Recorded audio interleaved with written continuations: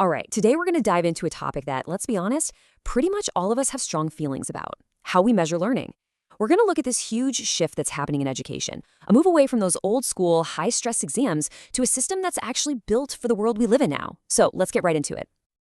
Just take a second and go back there. Can you feel it? The all-nighter, that mountain of textbooks staring you down, that knot forming in your stomach.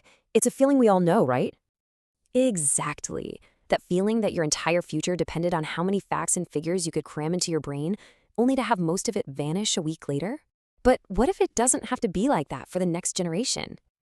And here's why this is so incredibly urgent. The World Economic Forum put out this jaw-dropping statistic. 65% of kids entering school today are going to end up in jobs that literally do not exist yet. Think about that. We are preparing students for a future we can't even really imagine.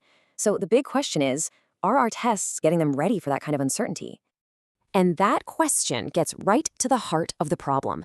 The blueprint we're using for tests, it's basically a relic. It was designed for the industrial age, a time that valued following instructions and memorizing facts, not for the creative, fast-paced world of today. So you see this huge mismatch, right? We're still testing students on how well they can recall information that, honestly, their phone can find in less than a second. What we really need to know is, can they think critically? Can they solve a problem they've never seen before? Because that's what the future is actually going to ask of them. So that's where the big shift has to happen. It's not about getting rid of tests entirely. It's about changing what they focus on. We're moving from a model of what do you know to something way more powerful. What can you do with what you know? And you can really see the difference laid out right here. On the left, you've got the old way: memorization, recall, and a one-size-fits-all approach that just doesn't work for everyone.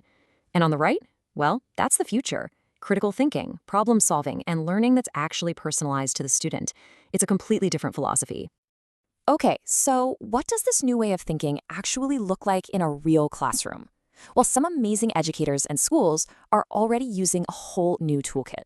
Let's take a look at a few of these game-changing ideas. First up, competency-based education. Now, this one really flips the script. Instead of just sitting in a class for a semester and getting a grade, you move on only when you can actually prove you've mastered the material. It's all about skill, not just seat time. Then, of course, you've got tech coming into play. Generative AI can create tests that are adaptive. What that means is the test actually changes as you take it. If you're getting things right, it gets harder. If you're struggling, it offers support. And the best part? You get feedback right away, not weeks later when you've already forgotten the questions. And this is where it gets really practical. Instead of asking an abstract question like, what's the formula for X, a case study evaluation gives you a messy real-world problem and says, okay, figure it out. It tests how you apply your knowledge, which is so much more valuable. You know, even something as simple as an open book exam is getting a second look. In the real world, you always have access to information, right? The actual skill is knowing how to find what you need and apply it effectively. India's CBSE board, for instance, is already starting to do this for 9th and 10th graders. The test is about your thinking, not just your memory. Now, all of this sounds pretty great in theory, but you might be wondering, does it actually work? Well, the early data is coming in, and yeah, the results are looking really, really good. For starters, students are actually learning more. Some studies are showing a 25% jump in learning gains. I mean, that's not a small number. That is a huge improvement. And it shows that when you focus on mastery, students really rise to the occasion. And it's not just that they're learning more, they're also more likely to finish what they start. We're seeing a 17% increase in completion rates. That means fewer students are falling through the cracks because the system is designed to support them and keep them engaged. And beyond the impressive stats, there are these other massive benefits. Hey, remember that stress and anxiety we talked about at the very start? Well, these new methods can seriously reduce it, and students feel way more prepared for their future careers because, well, they've been practicing real-world skills the whole time. So, this all leads us to the final, and I think the most important idea here.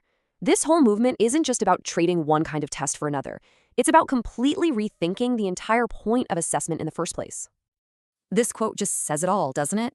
The end goal shouldn't be a letter on a report card. The goal should be to help shape curious, resilient, capable people who can go out and tackle the world's complex problems. The grade is just a tiny piece of the puzzle. The preparation is everything. So I'll leave you with this to chew on. Think back to when you were in school. What kind of test, or project, or evaluation do you wish you'd had? What would have actually prepared you for the life you have now? Because answering that question is how we start building a better system for everyone who comes next,